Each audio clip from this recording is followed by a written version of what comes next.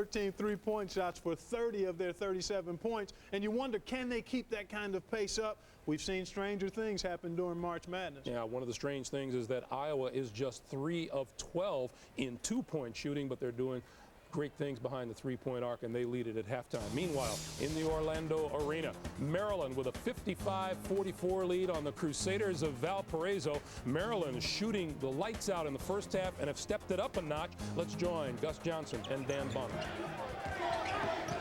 11-point lead for Maryland. They have been crashing the offensive boards, had 10 in the first half of play. And that's been the difference so far. Very quick jumpers on the offensive glass. Gus, Valpo shot the ball very well early in the game, but as their shooting has cooled off, Maryland has stretched out the lead. Tonigal, rebounded by Morris, outlet pass. Francis crosses over, deals it down. Miller, great layup up and in. Gus, and another fine outlet pass by Terrence Morris. Maryland really hasn't been able to create a lot of transition from their defense with steals, but they've done a nice job getting the ball quickly out to the lane, out in the lanes on fast breaks. Largest lead of the game for Maryland, 13 points.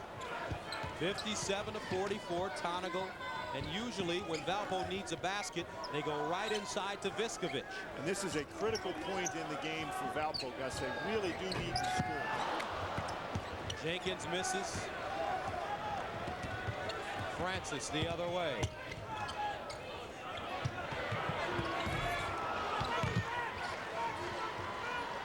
So Maryland's lead is now 57-44. We'll keep you updated on that. Meanwhile, they're into the second half at the RCA Dome in Indianapolis. First round action in the South, where Oklahoma State has a 4-point lead on the Orange Men of Syracuse. And let's join Sean McDonough and Bill Raftery for the call there. And with just more than 15 minutes remaining, Brian Montanati scores in the lane for Oklahoma State to give the Cowboys a 6-point lead now, 42-36. Sean McDonough and Bill Raftery at the RCA Dome in Indianapolis. First round action in the South.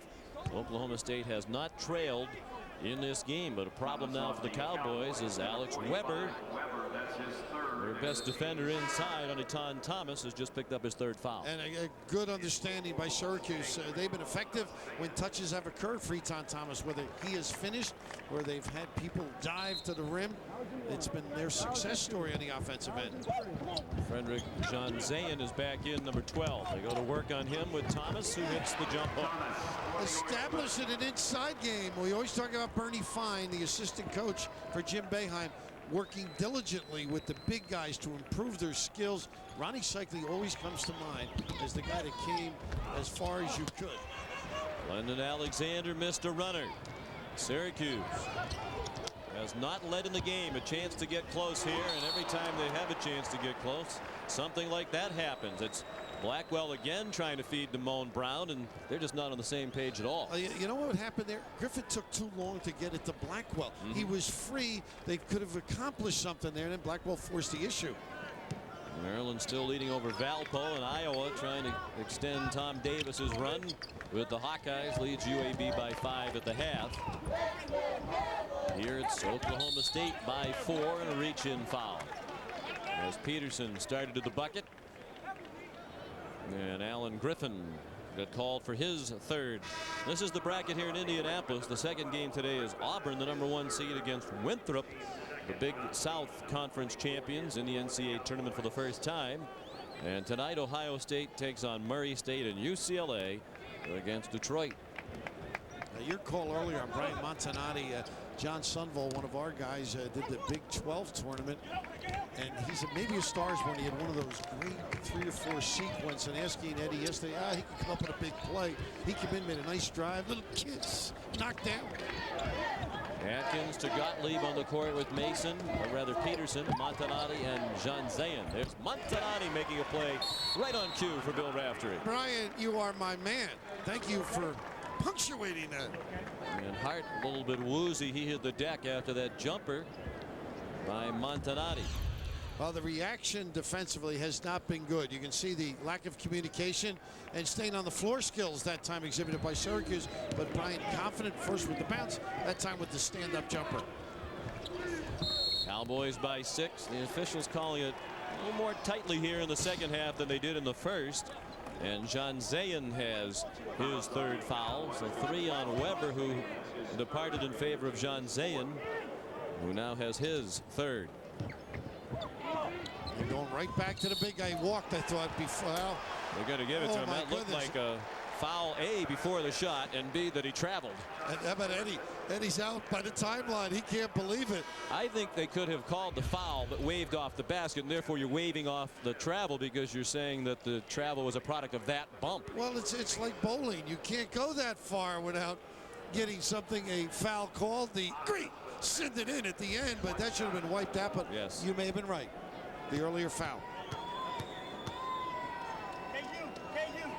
So Oklahoma State with a 4-point lead on Syracuse. You know, last time, Clark, that we saw these Cowboys, they were a tired-looking bunch last weekend. Well, they were playing their 4th game in 4 days in the Big 12 tournament, and in this game today, it looks like it's going to be Mason and Peterson against Etan Thomas inside for Syracuse. All right. Meanwhile, we'll get you set for second half action in the West in Denver, where Iowa leads UAB. The score is 37-32. Iowa getting some pretty good shooting. Jeff Settles with 2 3-pointers, 8 points on the day. This is one of his threes as Iowa holds a 5-point lead. Pennzoil at the Half has been sponsored by Pennzoil, specially formulated for today's stop-and-go driving. Stop, go, Pennzoil. Flip down the other end of the floor. The big difference in this game, Syracuse 3 out of 12 from 3-point land, while Oklahoma State is 7 of 16. Griffin can't make one. Hard in among the trees, and he was bumped by Weber. Oh, they're going to give a foul on that one. Oh, he came down hard. So Weber's going to get a foul on this. Oh, my goodness. Little nickel dimer, small change. Oh, he got his foot caught in the back, and he's still moving around out at half court. Well, you hate to see your big guys get caught in a situation like this. I mean, he may have ended up, maybe his own guy stepped on it. 4 fouls now on Weber, so he's 1 away from being out of the ball game. It's a 17 foul. So a 1-and-1 for Hart, trying to shoot that free throw on a bad foot, and he missed it. He's a 74% free throw shooter. Yeah, he's had trouble with the feet. The shoe came off in the first half. Oklahoma State's gone 4.5 minutes without a field goal, but the Cowboys still lead by 6, and time is running out. Weber stripped by Hart. Griffin ahead for Hart all alone. Well, I guess the foot is okay, Sean. A little 2-3 zone, that should not happen. Eddie Sutton not happy, not protecting the basketball properly for his Oklahoma State team. Conley looked to the sidelines. Eddie Sutton up off the bench, calling the offensive set. Desmond Mason dropped the pass but got it back. Alexander missed a 3. Battle for the rebound, out of bounds. Last touch by Mason. Now you keep putting stress on the shooting. 54% from deep for Ed Sutton. It's tough to continue that all along. They're going to have to get Gottlieb to get in and selectively find passing lanes. Well, Mason and Peterson have sizzled today. Alexander's had a bad day. 0 for 7 shooting, including 0 of 6 from 3-point lane. You see this 2-3. You can dribble, penetrate from the top. Nice high pass. You got to make 2 guys play 1, just like Hart does here. Good cut. Blackwell. Blocking foul called, and Weber's out of the game. That'll be his 5th. He's so smart, Blackwell. Just the ability to find positions and holes in the defense, and that changes everything. We mentioned the little things that guys can do during the course of the game. Alex Webster can contribute in a silent way, except for coaches and teammates. So Weber fouls out, 3 points, 2 rebounds, but a lot of the little things, the dirty work, to help Oklahoma State build this lead, and they're thin inside. And Sean, that particular play, their thinness impacted by good ball reversal. Weber goes to one side. The zone switches as he doesn't get a good angle on the cut by Blackwell. Ryan Montanati is back in. He's not quite as big a body as Weber. 2 shots for Blackwell. He has 8 points today, now 9. For the junior from Pittsford, New York, making his 69th straight start today, majoring in child and family studies at Syracuse, would like to be a coach. He's dabbled in acting. He's a big movie buff, particularly likes De Niro and Pacino, but he has appeared in some plays on the Syracuse campus. Have you attended any? In our neighborhood, they would call him a thespian. Yes. Of sorts. And the two-point guard mentality employed right now by Oklahoma State. You got Atkins and the constant there, Gottlieb. All of a sudden, it's a 2-point game with 4 minutes to go. Largest lead for Oklahoma State, 9, and that margin's been between 4 and 8 for much of the game. Good close by Blackwell. This is where he's tough. Look at this. Oh, is that great basketball? Does he know the game? Great delivery. Doug Gottlieb to Desmond Mason. 10th assist for Gottlieb. He's turned it over twice. Great interior passing by Syracuse, and Etan Thomas will go to the line. That's what the weight room's for. Positions and situations like that. But at the other end, Doug Gottlieb, he's a wonder. Trying to find people in his zone. It takes a little talent, judgment, and some onions once in a while to make a pass like that. But the counter, pump it up, hit the bench press, and get to the free throw line. Foul on Atkins, his second, 9th team foul, so the next one makes it a double bonus. Thomas now 1 out of 4 from the free throw line. Still Oklahoma State by 2. 3.5 minutes remaining. I think Syracuse is going to have to play Doug Gottlieb man-to-man in this zone. Don't let him turn the corner. Look at this guy find people. Good trap. Mason trying to dribble out of the double team. It rattled out. A tip by Montanati wouldn't go. And now 2 to tie and 3 for their first lead of the game for Syracuse.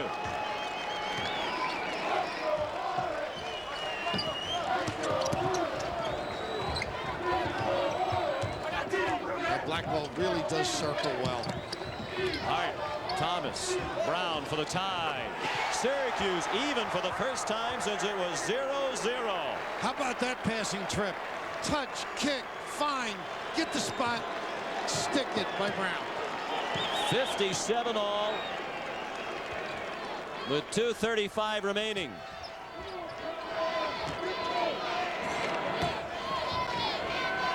A little too bunched up here for proper spacing.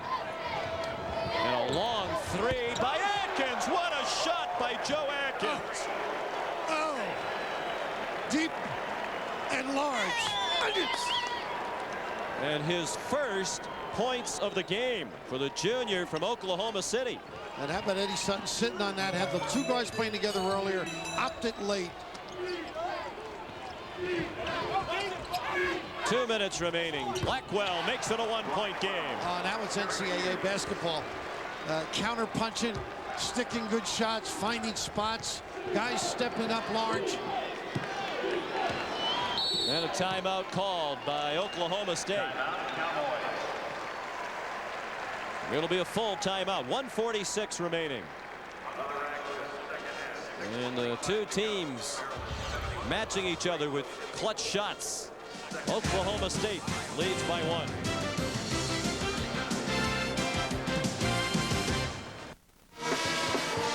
Time to check the data bank. 1:46 remaining. Eddie Sutton, the only coach in NCAA history to take 4 different schools to the NCAA tournament. Arkansas, Creighton, Kentucky, and now his alma mater, Oklahoma State, for the 7th time. And this has been a memorable game for Coach Sutton and all concerned. Oklahoma State with the ball leading by 1 with 1:41 remaining. Gottlieb to Peterson with Montanati, Atkins, and Mason. The deep shooting should open up some penetration or dump downs. Montanati penetrates and hits a clutch shot. I tell you, he showed some things in the tournament, Big 12, that proved he's got it. 8 points for Montanati. The lead 3 for Oklahoma State. Thomas fouled. And the basket doesn't count by Brown on the dunk, as Thomas was fouled by Montanati. That's his 3rd, and a double bonus now. CBS Sportsline stat of the game is 3-point field goals. Oklahoma State with a big edge there, having made 8 to 3 for Syracuse. For complete tournament coverage, go to cbs.sportsline.com. And Sean, the problem, 58% free throw shooter now. He's got to make some of these. Thomas is 1 for 4 from the line today, 1 for 5. Now you're going to him and you're riding him, but if he doesn't produce on the foul line, it almost causes you to look for other options. And Syracuse just 8 out of 14 from the free throw line. That's 57% as a team. Julie Boeheim agonizing.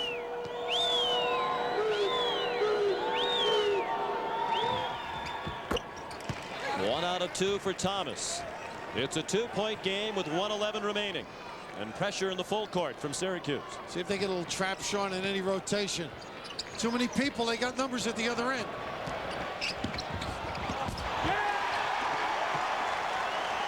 Brian Montanati scores as they handle the press beautifully, and Oklahoma State has a 4-point lead with under a minute remaining. And Syracuse didn't press well either, Sean. Blackwell, it wouldn't go, and a big rebound for Alexander.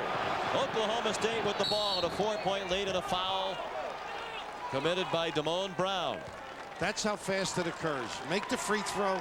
The proper thing is to press, and 4 guys pressure in the backcourt. You got a 2-on-1 break the other way.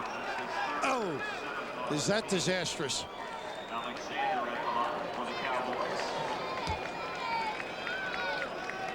A 1-on-1 opportunity on the 7th team foul. Glendon Alexander does not have a point today. His first trip to the line. There's his first point. He'd been on fire over the last 5 games. 65-60 now as you look at the vital numbers. 2 big free throws by the junior from Carrollton, Texas, Glendon Alexander. Syracuse needs to score quickly. Hart long with a 3. Thomas, the rebound, is being held by Montanati. And what an effort by Montanati, too. Trying to make sure, playing smaller without Weber. Eddie Sutton, you can't blame him. You're going to stick a guy he wants over the top. But the point you made of scoring quickly, I'm not so sure it's like the quick chuck. It's like a pass, penetration, and kick to get an open look. They're going to play that 3-point line. 4 fouls on Montanati. Thomas back at the line with 20 points. Just 2 out of 6 from the free throw line. He'll shoot 2 with 36 seconds left. And Jim Boeheim has seen this before. Syracuse has had difficulty over the years from the free throw line, and it's plaguing them again today. A sharp shooting, alert defensive Oklahoma State team. Again, 1 out of 2. Let's see how they react defensively here, Sean. They had too many people earlier. Watch for the home run pass. Peterson gets it into Montanati. They're going to jump ball. And that should be a defensive tie-up. It is, so the ball goes over to Syracuse. And this is one of the dilemmas for Eddie Sutton. At the end of a game, he can't have Gottlieb in because he shoots free throws so poorly that he doesn't have that guy with the head on the floor. I mean, it's one of those situations that, I mean, it's so difficult to figure out who should run the show. Atkins is the choice right now. Gottlieb's a 45% free throw shooter. That's why he goes out in this situation. Syracuse down 5. Blackwell trying to make it 2. Rebound Mason. And fouled by Hart. Trying to lengthen the game and give up the free throw. Don't make the shots. Can't get the press set. What a day for Desmond Mason. Michelle Tafoya talked earlier about how Eddie Sutton said he's a guy who really needs to step up and overcome adversity. And we mentioned earlier his story. At age 3, Desmond Mason was sleeping in the back of his family's car when the car next to him had a radiator problem. The windows were open in the back seat. Steam and hot liquid came into the back seat of the car Mason was sleeping in, and he was burned over much of his body. Doctors told him, his family, that he probably would never be able to run, and he would not walk normally ever again. He was in the hospital for 3 months, but as he grew, his body recovered, and now he's a terrific player. And what an outstanding afternoon for him. That shot on the bench tells you what winning's all about. Gottlieb and company regaling. Oklahoma State by 7 with 22.5 remaining in Indianapolis.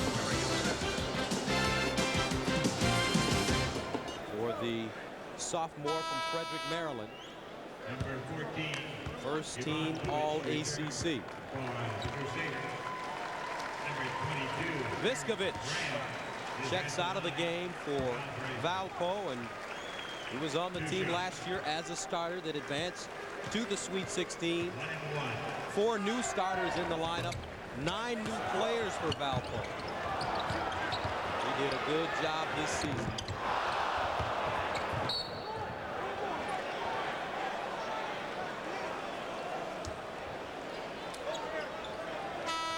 So both coaches emptying the bench. Chris Sparks in the game.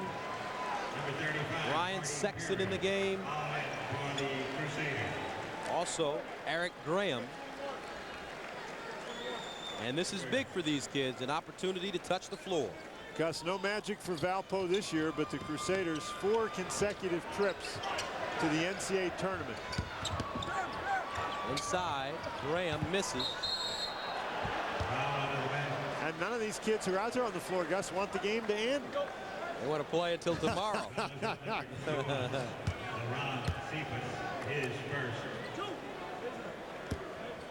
Laron Cephas also on the floor for Maryland. Thomason shooting free throws.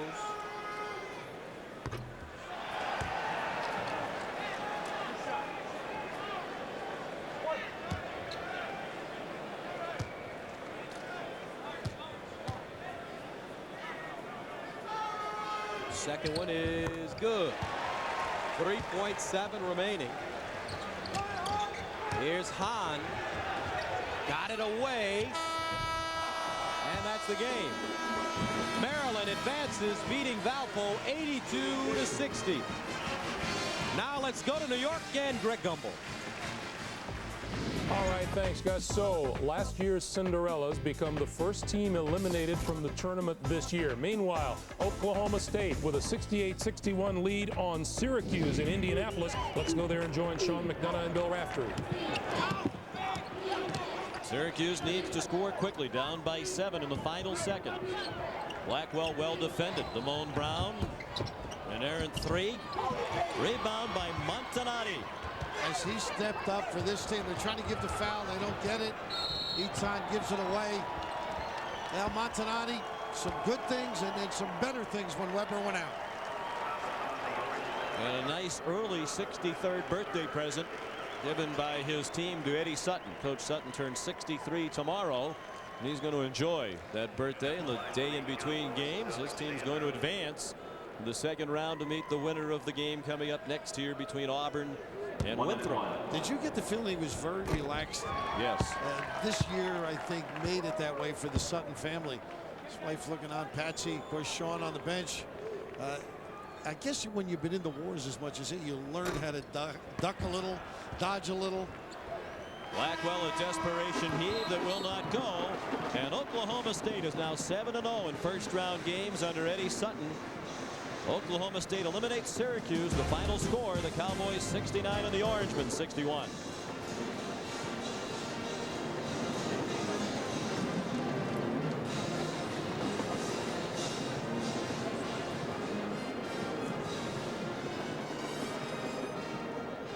The Chevrolet most valuable players of the game are Desmond Mason of Oklahoma State, 28 points and 8 rebounds, 6 of 6 from the free throw line. And Etan Thomas of Syracuse, 21 points, 6 rebounds, and 3 blocked shots. So Oklahoma State has advanced. The Cowboys will await the winner of the game next here in Indianapolis between Auburn and Winthrop.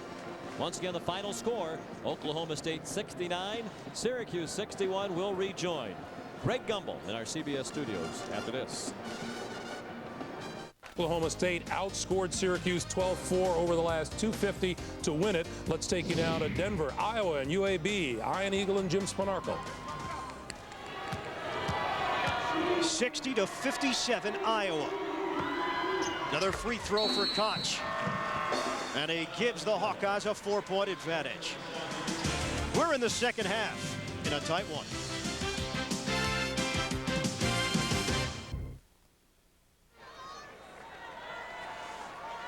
Take a look at our data bank. And our focus here will be Iowa's free throw shooting. They have outscored their opponents 502 to 345 at the free throw line, shooting 71% as a team. So far today for Dr. Tom Davis's club, Iowa's 8 of 14, UAB 8 of 13. It's been a clean game throughout, but one thing to keep an eye on, Iowa just 3 team fouls with 6 minutes to play here in the second half. Ransom will put it up. Back iron, no. Not a whole lot of offensive rebounding. They've had 18 offensive boards, but that trip down there, they weren't set, and they didn't think the shot was going to go up, so UAB had no one around the glass. Settles in a matchup with Jackson. This is Range out front. So you can play this patient style with a 4-point lead. Jess Settles. That rainbow delivery found the basket, and he's got 14. He does take that up a notch or two. Here's some numbers. UAB able to get it across, but Ransom did not see Lursman from behind. And Settles will settle it down. Or maybe not. A 3. Air ball. Koch was out on the baseline with the rebound, and a foul has been called. They actually get a break on that shot, too, because unlike in the first half where there was a shot that looked like a shot but was a lob, that was a shot. It was an air ball, landed right in his hands, and Cobb reached in and grabbed him. Damon Cobb called on the personal.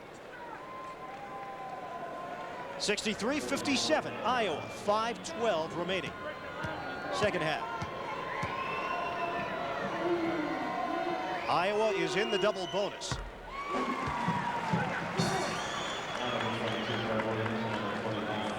All right, now let's check in with Mike Mayock. Mike? Ian, you were just talking about the free throw shooting for Iowa, and in the final 4 minutes in tight games, they're only shooting 65% from the foul line. Settles and McCausland are both over 90. Ian, they have nobody else over 70 in the last 4 minutes of tight games. So, you know, if you can't close the team at the foul line, you let people hang around, you never know what can happen. Well, Mike Koch just hit on a pair, and we'll see if that plays any role in the final stages of this game, as Iowa has once again opened up an 8-point advantage. Keep in mind that they won 9 games this year after trailing in the second half. They're not down here, but that just indicates that they're a gritty type of team and that they will play hard the entire way. Mitchell lines it up for 3. Count it. That's a big one. That keeps the door open. Willie Mitchell, a transfer from Michigan, the Conference USA's 6th man of the year. And a 5-point Iowa lead. Range makes his move. A lot of contact with Williams. That's an offensive foul. You've heard of telegraphing a pass. Well, that was a telegraph dribble just then, allowing everybody to know where he was on the floor and putting his head down, his shoulder down, and just barreling over somebody. Coming up next, Minnesota and Gonzaga, 2:42 Eastern Time. Creighton and Louisville, Winthrop and Auburn. And here in Denver, it will be Siena and Arkansas in what should be an up-and-down affair, approximately 3:02 Eastern. May have to put our seatbelt on for that one, huh? That's going to be flying. This game has slowed down considerably, at least the tempo has, from what we saw in the first 5-6 minutes of action here in Denver. Brown. Nice pump fake. Couple of pumps, he couldn't get the bucket. But Dwayne Brown is going to the free throw line. You must show the basketball. A lot of kids, when they play basketball and learn that move, they don't bring the ball up high enough. They pump it and show it to about their chest high. You really have to show that ball above the shoulder to get the big guy to bite on it. J.R. Koch called for his 3rd personal foul. We talked about the 6 seniors on this roster. Dwayne Brown is one of them. Missing on that first free throw, he'll get another. Trying to make it a 4-point game.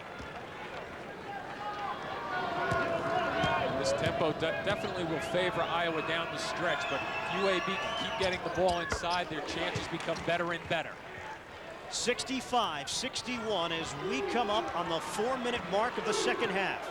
First of 4 games here at McNichols Sports Arena in Denver, Colorado, the West region. Let's see how many shots Iowa tries to get down deep right now. Relied on that 3-point bomb early. Settles. Got it for 3.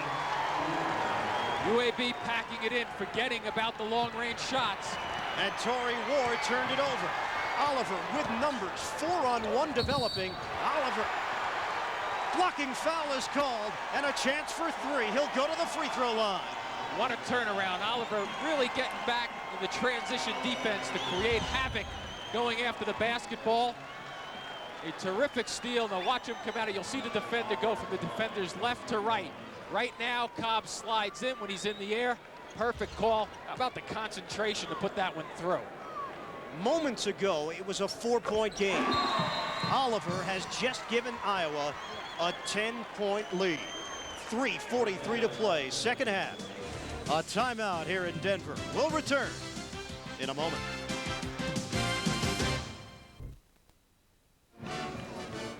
Ten-point advantage for Iowa as we take a look at the game summary. Only 3:43 remaining, and Iowa once again hitting its threes as we welcome you back to Denver. Ian Eagle along with Jim Spinarkle, and now the key for UAB, can they get Fred Williams involved here down the stretch? And that's really the issue right now offensively. I think they have to try to ride him, get the ball in his hands, and force Iowa to react to him, and then look for your outside shots. But he hasn't touched the ball enough. Only 7 shots in the second half versus 15 in the first half.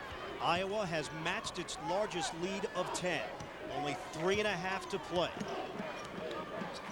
There's one touch, but they're finding him on the floor. Williams continues the dribble. Forces it up, but draws the foul. Sometimes, as a coach, I wouldn't have a problem with that. You may get called for an offensive foul on occasion, but Williams has to keep the tempo going, push the ball to the middle of the floor, and get to the free throw line. A couple of benefits for that is that, number one, he stops the clock immediately, and hopefully, from a UAB standpoint, he can knock a few down. Shooting 75%, but missing well short on the first attempt. Keep in mind also, once again, not to overdo the altitude problems here, but the legs start to go second half as this game wears down. 3:21 left. Guys have to remember to use their legs when they're shooting the basketball. Getting the roll on the second attempt. Now 3 of 5 from the free throw line for Fred Williams. This is a 9-point game. They're going to try to get something out of it defensively right now. Full court pressure. Williams got his hand on it. Was it a double touch? It was very close to a double touch. They retain it, though. Iowa will hold on to it with 28 seconds left on the timer. Murray Bartow's team has made a couple of runs at Iowa, but have not been able to get over that proverbial hump. I think if you're Iowa right now, you want to take time off the clock, which is fine, but you don't want to try to get yourself in a situation where you have the ball out on the perimeter and not doing anything at that 10-second mark on the clock. But they're just sitting back. I mean, there's 12 right now on the shot clock. We'll see what kind of shot they get off. See if they can get some penetration to the basket. Oliver gets into the offense. Through the hands of Koch at a break opportunity. Williams taking it to the basket, off the window, too strong. And Joey Range claims the rebound. Could have given that one up to Holmes also. Just settles. Will slow things down, and once again, Iowa content in just using as much clock as possible, down to 2:28 remaining. Oliver gets around Holmes for the runner. And the foul. Here's a guy we weren't sure how much time he was going to play this afternoon. The minutes that he has played have been very, very good. They've been smart, they've been heady, and when they need something going towards the basket, Dean Oliver has been finishing. 12 points, 7 assists for Oliver. Give him 13 points after the free throw. And now the Hawkeyes own their largest lead. Big space on that scoreboard right there. Those 3 points really helped them out a lot. UAB doesn't really have to rush, but they have to go a little quicker than this tempo here. Fred Williams, pull up pop, rimming in, and a timeout for Murray Bartow. It's a 20-second timeout for UAB with 2:09 left to play, and a 10-point advantage for Iowa. Take a look at our stat of the game. 3-point shooting. Iowa 12 of 23 after getting off to the scorching hot start in the first half of action. For complete tournament coverage, go to cbs.sportsline.com. Coming up next, it will be Minnesota and Gonzaga in the West. Seattle the venue for that game. Creighton and Louisville in the South. Winthrop in the top seed in that region. Auburn. And here in Denver, Siena and Arkansas, approximately a 3:02 tip here from McNichols Sports Arena. 74-64 Iowa. Good strong trap, but they go over the top with it. Now they'll bring it back out and use the clock. This is where UAB really has to extend the man-to-man and really attack the perimeter defensively for the next minute. McCausland with the dribble, 15 to shoot. Defended by Cobb. Hands for Oliver, the quarterback of this team. Shot clock goes down, and it's going down. This guy has to handle the ball for them. UAB needs a stop in the worst way. Oliver brother. somehow finds the rim. The off-balance leaner. 15 points for Oliver. Three-pointer Williams, no. Settles, able to knock it over for Koch. And UAB is just running out of time. There'll be a timeout before that play. Before the contact, timeout.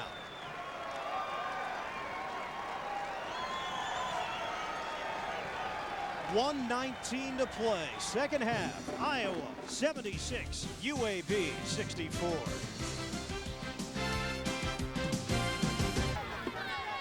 CBS Sports exclusive coverage of the NCAA Basketball Championship is sponsored by Chevy Blazer,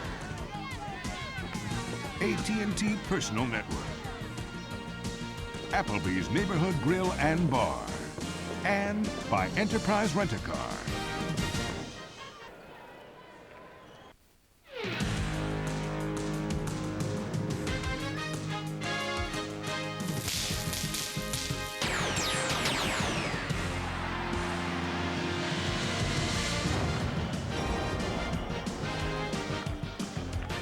Welcome to Key Arena in Seattle on the road to the Final Four on CBS. This is the first round game between the Gonzaga Bulldogs at 25-6 and the Big Ten Minnesota Golden Gophers at 17-10. The Gophers receiving an at-large bid. They're the number 7 seed. Gonzaga, the number 10 seed, an automatic bid, winning the West Coast tournament. And a pleasant good afternoon, everyone, with John Sunvol. This is Kevin Harlan. The breaking story in this tournament so far, centering on 64.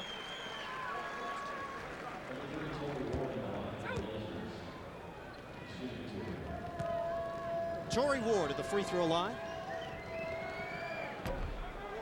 Missing on that first attempt. If this score holds up, that means that Tom Davis at Iowa will have never lost a first-round game in the NCAA tournament. They've lost a bunch of second-round games, including 6 in a row. But this would be 9 consecutive first-round victories for Coach Davis at Iowa. Under a minute left. Cobb went for the steal, and he's called for the foul. 12-point lead for the Hawkeyes, our Chevrolet players of the game. For UAB, Fred Williams, a double-double, 26 points, 14 rebounds. And for Iowa, Jess Settles, 6th-year senior, 17 points and 8 boards.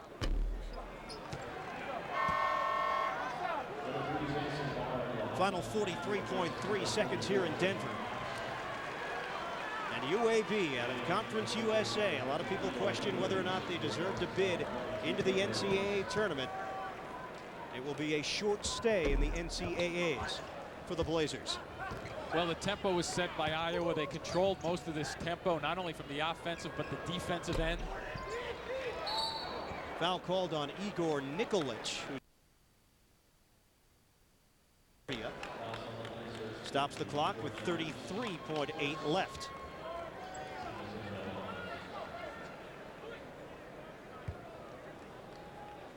Iowa will move on to the second round and will meet the winner of the Arkansas-Siena matchup coming up next here in Denver. Approximately a 3:02 tip-off, and expecting a whole lot of offense from that one with the Razorbacks and the Saints. Well, when you contrast the styles, we've talked all afternoon about Tom Davis and his club sitting on the basketball, holding the shot clock down to under 10 in a lot of their possessions. There won't be too many of those, I don't think, in the next game. McCaughlin missing the second free throw.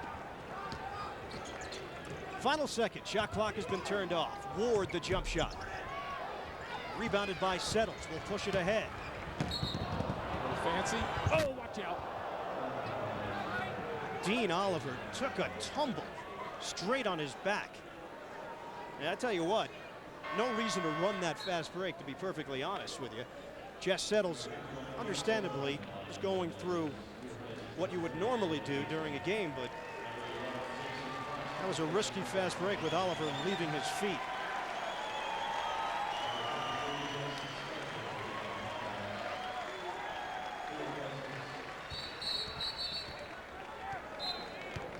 Only 20 seconds left here with Iowa owning a 13-point lead. A motion for Fred Williams and company. This is final collegiate game. And the UAB Blazers, the number 12 seed in the West. An early exit. Murray Bartow, his first ever appearance as a head coach in the NCAA tournament. And it does hurt when it's over. I will tell you that from experience. When it comes to an end, you get a feeling in your stomach that you remember the tournament for your life, but you also remember losing the last game in the tournament also. Coach Tom Davis's run at Iowa will continue for at least another game as the Hawkeyes advance to the second round of the NCAA tournament. Tom Davis in his career 11-0 in first round NCAA tournament games. What a story. Davis, of course, will be moving on at the end of Iowa's run in this tournament.